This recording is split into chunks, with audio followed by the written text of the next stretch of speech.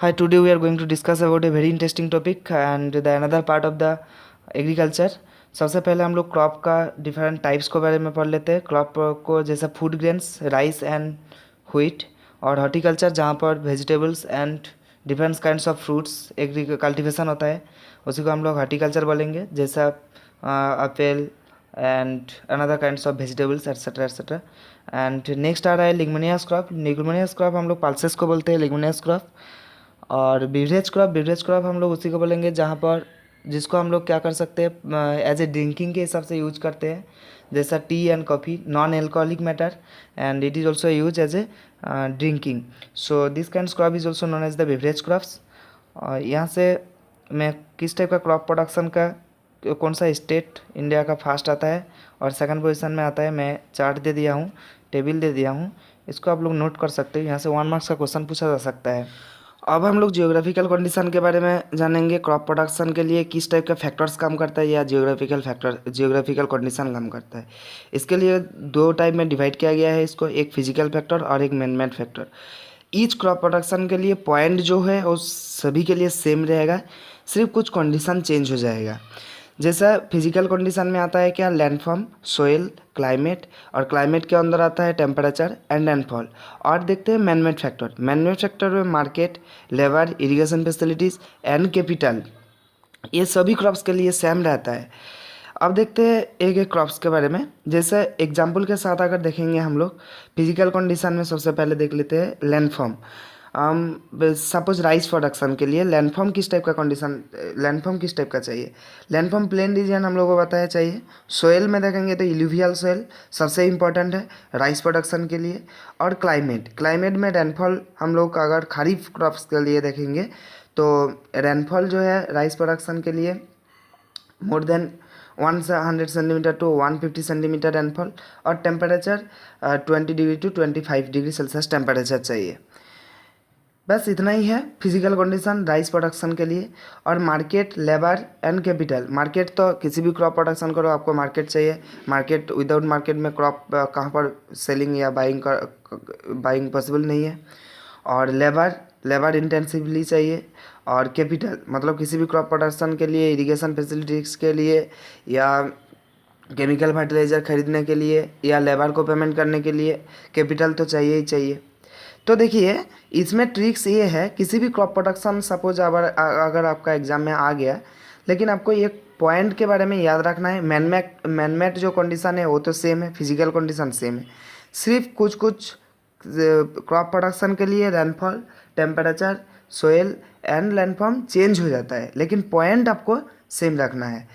आपको इतना याद रख के चलना है एग्जाम में बस। अब मैं कुछ क्रॉप प्रोडक्शन का जियोग्राफिकल कंडीशन के बारे में यहाँ पर इजीली बहुत शॉर्टली आपको बता दिया हूँ। इसको आप देखेंगे तो आपको समझ में आ जाएगा। अब एक इम्पोर्टेंट चीज़ के बारे में बात करते हैं, वो है effects of globalisation in Indian agriculture. मतलब ग्लोबलाइजेशन के लिए इंडियन एग्रीकल्चर के ऊपर किस टाइप का इफेक्ट आया था। सबसे पहले ग्लोबलाइजेशन क्या होता है ये थोड़ा सा बात कर लेते हैं यहाँ पर। ग्लोबलाइजेशन एक इंटरेक्शन प्रोसेस है। किस टाइप का प्रोसेस, ये इंटरेक्शन ट्रेड के थ्रू होगा और डिफरेंट कंट्रीज़ के बीच में होगा, बिटवीन द डिफरेंट कंट्रीज। उसी सिस्टम को हम लोग क्या बोलेंगे, ग्लोबलाइजेशन बोलेंगे। तो ग्लोबलाइजेशन के लिए इंडियन एग्रीकल्चर में 2 टाइप का इफेक्ट आया था, एक पॉजिटिव इफेक्ट और एक नेगेटिव इफेक्ट। पॉजिटिव इफेक्ट में क्या क्या आया था, नंबर 1 राइज ऑफ प्रोडक्शन। मतलब क्या, एग्रीकल्चर क्रॉप्स का प्रोडक्शन जो है बहुत ज़्यादा बढ़ गया था, क्योंकि डिफरेंट डेवलप्ड कंट्री से टेक्नोलॉजी ग्लोबलाइजेशन के थ्रू हम लोगों कंट्री में पहुँच गया था, और वो टेक्नोलॉजी हम लोग यूज करके हम लोगों कंट्री का प्रोडक्शन इंक्रीज कर दिए थे। तो इसीलिए बोला जाता है rise of production due to globalisation. Second point, rise in share in trade. मतलब क्या है, मतलब ट्रेड जो सिस्टम है, जो बिजनेस सिस्टम है, जो कॉमर्स सिस्टम है, वो अदर कंट्री के साथ भी बहुत बढ़ गया था। क्यों, अगर हम लोग कंट्री में क्रॉप प्रोडक्शन ज़्यादा होगा तो वो क्रॉप को हम लोग क्या करेंगे, एक्सपोर्ट कर देंगे अदर कंट्री में। तो इस टाइप का ट्रेड में भी शेयर बहुत बढ़ गया था। Next, development of agro base industry. Agro base industry वो इंडस्ट्री होता है जिस इंडस्ट्री का रॉ मटेरियल एग्रीकल्चरल क्रॉप्स होता है। जैसे कॉटन टेक्सटाइल इंडस्ट्री का रॉ मटेरियल कॉटन है, शुगर इंडस्ट्री का रॉ मटेरियल शुगर कैन है। तो अगर इस टाइप का क्रॉप प्रोडक्शन अगर कंट्री में इंक्रीज होगा, ग्लोबलाइजेशन के लिए क्रॉप प्रोडक्शन इंक्रीज हो गया था हम लोगों को पता है, तो एग्रो बेस्ड जो इंडस्ट्री है, जैसा sugar cane industry, cotton textile industry, इस टाइप का इंडस्ट्री भी डेवलप्ड हुआ था। अब देखते हैं हम लोग नेगेटिव इम्पेक्ट। नेगेटिव इम्पेक्ट में क्या होता है, माइग्रेशन ऑफ लेबर, मतलब जो रूरल एरिया में जो इस जो लेबर लोग थे, वो लेबर क्या किए थे, कुछ नॉर्थ वेस्ट इंडिया में या अदर कंट्री में भी ये लोग माइग्रेशन कर गए थे, क्योंकि उन लोगों का रीजन में एग्रीकल्चर क्रॉप्स जो ग्रीन रेवोल्यूशन, व्हीट रेवोल्यूशन आया था, वो साउथर्न रीजन में इतना इफेक्ट नहीं क्रिएट कर पाया था। इसलिए उस रीजन का लेबर जो है वो लोग वर्क पर्पस के लिए अदर रीजन में मूव करते थे। इसी को हम लोग बोलते हैं माइग्रेशन ऑफ लेबर। ये नेगेटिव इम्पैक्ट में ही आता है। Next, lower income of the rural farmers. मैं अभी बताया हूँ जो ग्रीन रेवोल्यूशन, व्हाइट रेवोल्यूशन जो हुआ था, वो इंडिया का साउथर्न रीजन में इतना इफेक्ट नहीं कर पाया था, जिसलिए जो स्मॉल फार्मर थे, जो रूरल फार्मर थे, उन लोगों का जो मॉडर्न एग्रीकल्चर टेक्निक लेने का जो तरीका है या उसको यूज करने के लिए जो कैपिटल चाहिए, उन लोगों के पास नहीं था, जिसलिए रूरल फार्मर्स जो थे, जो स्मॉल साइज ऑफ फार्मर थे, उन लोगों का इनकम लेवल जो था वो बहुत कम हो गया था। तो ये भी एक नेगेटिव इम्पैक्ट में आता है। अब हम लोग देखते हैं एग्रीकल्चर फील्ड में जो क्रॉप प्रोडक्शन हो रहा है वो प्रेजेंट टाइम धीरे धीरे डिक्रीज हो रहा है, धीरे धीरे कम हो रहा है। तो उसके लिए क्या क्या कॉजेस रिस्पॉन्सिबल है। नंबर 1, अर्बनाइजेशन, मतलब एग्रीकल्चर फील्ड में धीरे धीरे क्या हो रहा है, अर्बन एरिया का डेवलप्ड हो रहा है, ट्रांसपोर्टेशन बन रहा है, रोड बन रहा है, रोड कंस्ट्रक्शन हो रहा है, बड़ा बड़ा बिल्डिंग बन रहा है, जिसलिए क्या हो रहा है, अर्बनाइजेशन ग्रोथ हो रहा है। तो एग्रीकल्चर फील्ड या एग्रीकल्चर क्रॉप प्रोडक्शन के लिए जो लैंड चाहिए वो धीरे धीरे डिक्रीज हो रहा है, इसलिए क्या हो रहा है, क्रॉप प्रोडक्शन डिक्रीज हो रहा है। नेक्स्ट, माइग्रेशन ऑफ पीपल, मतलब रूरल एरिया के पीपल वर्क पर्पस के लिए रूरल एरिया को छोड़ के अर्बन एरिया में सब आ रहे हैं, जिसलिए माइग्रेशन ऑफ पीपल के लिए लेबर नहीं मिल रहा है, तो क्रॉप प्रोडक्शन क्या हो रहा है, डिक्रीज हो रहा है। नेक्स्ट हो रहा है less production in agriculture field, मतलब एग्रीकल्चर फील्ड में जो जितना क्रॉप प्रोडक्शन होना चाहिए उतना हो नहीं रहा है, क्योंकि वहाँ पर प्रिमिटिव टाइप का टेक्नोलॉजी यूज हो रहा है, मॉडर्न टेक्नोलॉजी यूज नहीं हो पा रहा है, इसलिए क्रॉप प्रोडक्शन भी धीरे धीरे क्या हो रहा है, डिक्रीज हो रहा है। तो एग्रीकल्चर क्रॉप प्रोडक्शन जहाँ पर डिक्रीज हो रहा है, वहाँ पर वो क्रॉप प्रोडक्शन को इंक्रीज करने के लिए कुछ एग्रीकल्चरल रिफॉर्म्स किया गया था। वो रिफॉर्म्स आप लोगों के लिए इंपॉर्टेंट है। चलिए अब एग्रीकल्चरल रिफॉर्म्स के बारे में बात करते हैं। एग्रीकल्चर रिफॉर्म्स का मीनिंग क्या होता है। एग्रीकल्चर रिफॉर्म्स का मीनिंग ये होता है प्रोडक्टिविटी को इंक्रीज करना। तो प्रोडक्टिविटी को इंक्रीज करने के लिए गवर्नमेंट किस टाइप का स्टेप लिया है उसको देखते हैं। Number 1, institutional reforms, next technical reforms, next agricultural finance related reforms and other reforms.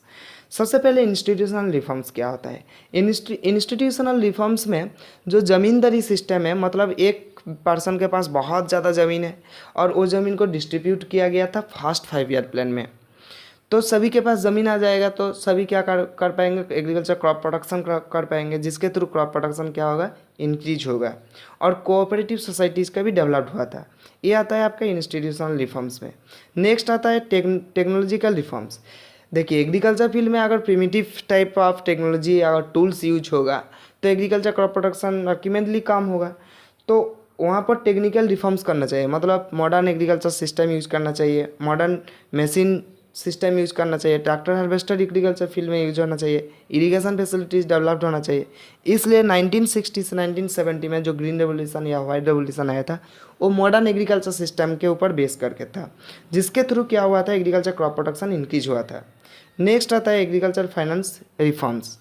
इस एग्रीकल्चर फाइनेंस में क्या होता है, sometime due to lack of money के लिए या कैपिटल के लिए फार्मर क्रॉप प्रोडक्शन के लिए इंटरेस्ट नहीं ले रहा है, तो इस कंडीशन में गवर्नमेंट के थ्रू ग्रामीण बैंक इस्टेब्लिश किया गया था, और ग्रामीण बैंक या रूरल बैंक के थ्रू एग्रीकल्चर फार्मर इजीली वहाँ से कम इंटरेस्ट के साथ लोन ले सकता है, एग्रीकल्चर क्रॉप प्रोडक्शन कर सकता है, उसके बाद उसको रिटर्न कर सकता है।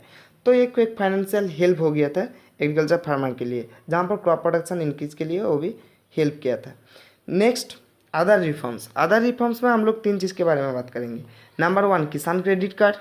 Number 2, personal accident insurance scheme PAIS and minimum support price. सबसे पहले देखते हैं किसान क्रेडिट कार्ड सिस्टम। किसान क्रेडिट कार्ड स्कीम जो लॉन्च हुआ था ये 1980 में स्मॉल फार्मर्स के लिए लॉन्च किया गया था। इस स्कीम में क्या बताया गया था, इस स्कीम में ये बताया गया था जो स्मॉल फार्मर्स है उन लोगों को बहुत कम इंटरेस्ट के साथ लोन प्रोवाइड किया जाएगा। और किसान क्रेडिट कार्ड सिस्टम में ही पर्सनल एक्सीडेंटल इंश्योरेंस स्कीम आया था। अगर किसी टाइप का क्रॉप्स का डिस्ट्रॉयड हो गया किसी नेचुरल हैज़ार्ड के लिए, तो एग्रीकल्चर फार्मर्स को कुछ रिफॉर्म्स के तौर पर कुछ मनी प्रोवाइड किया जाएगा। नेक्स्ट आता है minimum support price. Minimum support price हम लोग जानते हैं ये एक प्री अनाउंसमेंट प्राइस सिस्टम है जिसके थ्रू किसान को सपोर्ट प्रोवाइड किया जाता है और क्रॉप प्रोडक्शन के लिए इंटरेस्ट प्रोवाइड किया जाता है। तो ये भी एक एग्रीकल्चर रिफॉर्म्स में ही आता है।